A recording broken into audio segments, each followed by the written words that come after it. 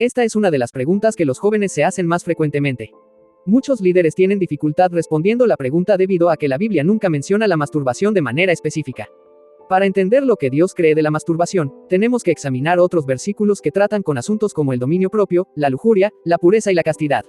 También, debemos analizar sus frutos para ver si la masturbación es de Dios. Nuestra oración es que este video pueda ser visto sin apasionamiento y que traiga liberación y paz al oyente.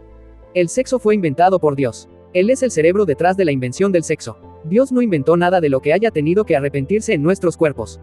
Esta hermosa expresión de amor de parte de Dios para con nosotros debió salir de lo más profundo de su corazón. Aquellos hermanos que están casados saben que no existe nada más hermoso que el limpio placer de una relación íntima con su amado. Pero como he dicho, esta expresión es preciosa siempre y cuando se haga en la intimidad del matrimonio. Es solo ahí donde este placer puede ser disfrutado a plenitud, tal y como nos lo dice la Biblia.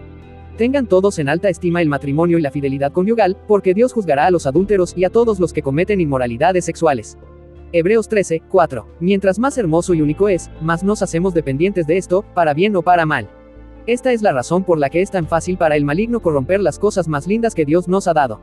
Cuando nos enamoramos más del regalo que de quien nos lo dio, ese mismo regalo comienza a destruirnos. A Dios le importa mucho lo que nosotros hacemos con nuestros cuerpos, sea en público o en privado. Él no desea que abusemos de nuestros cuerpos en lo absoluto. De hecho, una antigua definición de masturbación es abusar de sí mismo. Sin embargo, los diccionarios más modernos ya no proporcionan esta definición. Primera de Corintios 6, 18, también nos dice lo mismo cuando afirma que las relaciones sexuales ilícitas corrompen y profanan nuestros cuerpos.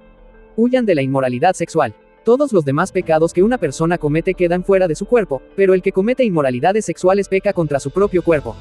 ¿No es mejor masturbarse que cometer fornicación? La respuesta fácil a esta pregunta sería, por supuesto, es mejor masturbarse, porque por lo menos la contaminación solamente corrompe el cuerpo del que se masturba. Es el mejor de dos males. Sin embargo, ¿por qué un Dios amoroso, todopoderoso y santo nos dejaría la penosa situación de tener que escoger el menor de dos males? La respuesta a esta pregunta debe ser respondida regresando al plan original que Dios tenía en mente cuando nos dio la capacidad sexual.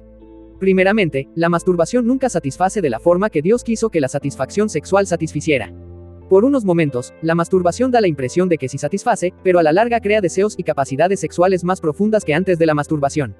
Existen terapeutas que usan la masturbación como una terapia para aumentar el deseo sexual de algunos de sus pacientes.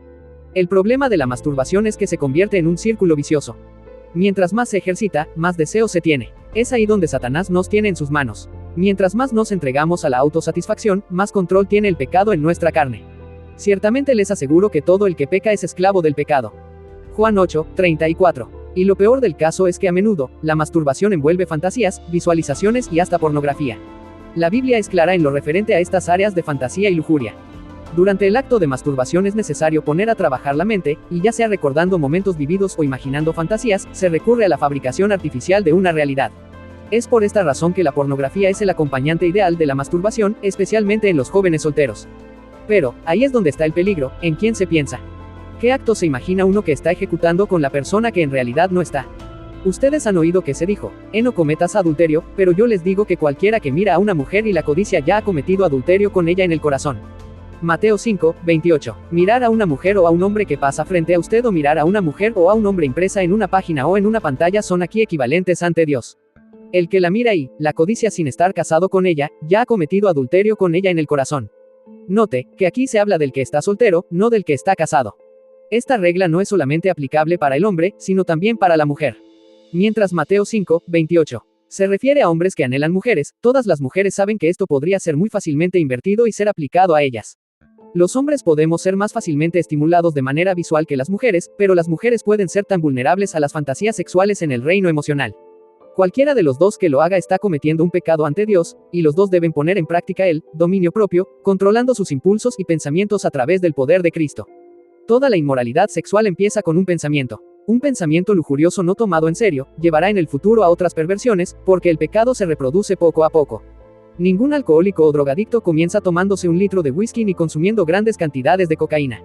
Si nosotros no nos cuidamos de nuestros malos pensamientos, ellos se arraigarán en nuestro corazón, y como el alcohólico y el drogadicto, se irá haciendo más y más esclavo. Satanás no tiene ningún poder sobre usted a no ser que usted primero le abra su mente para que él lo tiente. Ser tentado no es pecado, pero dejar que un pensamiento lujurioso se arraigue en su mente y en su corazón es pecado. Es por esta razón que Dios está tan interesado en lo que pensamos. Jesús no solo vino a liberarnos del poder de la carne, del poder exterior, sino también de la maldad que empieza en la mente y en el corazón. No es Dios injusto al exigirnos pureza sexual después de habernos equipado con apetitos sexuales que en ciertos momentos parecen agobiarnos. Nuestro Dios amoroso nunca exige de nosotros lo que nos es imposible. La Biblia dice que si Dios permite que seamos tentados siempre nos da una salida. Nosotros somos tan débiles en nuestro interior que puede parecer imposible, pero Él nos equipa también con su poder para superar cualquier pecado, si nosotros se lo pedimos con fe. Note que, en la oración del Padre Nuestro, Jesús incluyó la siguiente petición: y no nos dejes caer en tentación, sino líbranos del maligno. Note que Jesús da por sentado que seremos tentados y simplemente nos enseña a pedir que Dios no nos deje caer, o que nos ayude a resistir las tentaciones.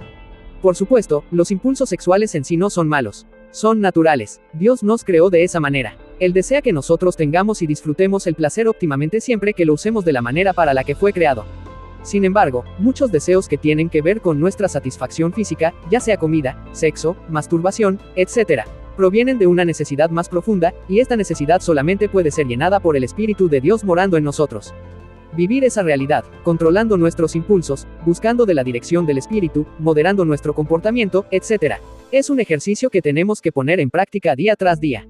Las tentaciones nunca dejarán de estar presentes mientras estemos en este cuerpo, pero Dios siempre estará presente para auxiliarnos.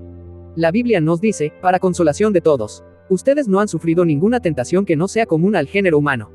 Pero Dios es fiel, y no permitirá que ustedes sean tentados más allá de lo que puedan aguantar. Más bien, cuando llegue la tentación, Él les dará también una salida a fin de que puedan resistir.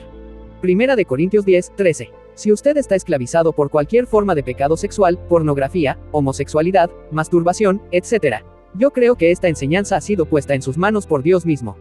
Él quiere darle libertad inmediatamente, ahora mismo. ¿Qué me recomienda para deshacerme de este problema? Primeramente, confiese el pecado ante Dios. Entonces vaya donde un hermano cristiano responsable y en quien usted confíe, como un pastor.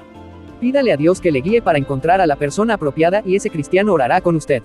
La palabra nos dice en Santiago 5:16, por eso, confiésense unos a otros sus pecados, y oren unos por otros, para que sean sanados. La oración del justo es poderosa y eficaz. Usted quizás no sienta que ha ocurrido ningún cambio, pero la Biblia dice que, si usted ha confesado su pecado, ya ha recibido el perdón. Eso le muestra cuán poderosas y eficaces son sus oraciones. Pecar no es lo que lo llevará al infierno, sino negarse a recibir el perdón de ese pecado de parte de Jesucristo, quien ya venció al pecado y a su originador. Dios conoce su corazón y Él sabe cuán sincero usted es en su intención de abandonar esas malas prácticas. Ahora Dios le equipará con fuerza de lo alto para que el Espíritu Santo le ayude a sobrellevar y resistir los embates del maligno. Huya de lo que causa su pecado. Si usted tiene problemas con la masturbación cuando está solo, entonces busque estar siempre en compañía de otros. Si usted tiene problemas con la pornografía y su tentación viene cuando visita a un amigo que tiene cuadros pornográficos en su habitación, pues deje de visitar ese amigo. Jesús nos enseñó cuán drásticos habíamos de ser a la hora de evitar el pecado. Si tu mano derecha te hace pecar, córtatela y arrójala. Más te vale perder una sola parte de tu cuerpo, y no que todo él vaya al infierno. Mateo 5:30. No hay que escatimar esfuerzos a la hora de evitar caer en tentaciones. No importa lo que sus amigos digan. Es su salvación y la verdadera libertad de su pecado lo que usted está buscando, no la de ellos. Usted no puede complacer al mundo y también a Dios. No se rinda. La liberación puede que tome tiempo. El dominio propio toma esfuerzo y tiempo. Usted puede resbalar y caer ocasionalmente, pero no deje que Satanás ponga pensamientos de condenación en su mente. Así como cuando un niño comienza a caminar, al dar sus primeros pasos cae y vuelve a levantarse. Hágalo usted también. Aprenda de sus errores y no deje que su corazón se insensibilice ante el pecado. Nunca diga, bueno, lo voy a hacer una sola vez a la semana, es menos que antes, así que quizás eso esté bien. Al pecado hay que decirle que no con autoridad y con medidas drásticas. Dios le dará la fortaleza necesaria. Cuando falle, reconózcalo rápidamente. Pídale a Dios que le perdone. Él es fiel y hará lo que prometió. Él no tiene acepción personas. Todo el que busca de Él le encontrará. Finalmente, la Biblia nos hace la siguiente gloriosa promesa: que Dios mismo, el Dios de paz, los santifique por completo, y conserve todo su ser espíritu, alma y cuerpo irreprochable para la venida de nuestro Señor Jesucristo. El que los llama es fiel, y así lo hará. Primera de Tesalonicenses 5:23 al 24.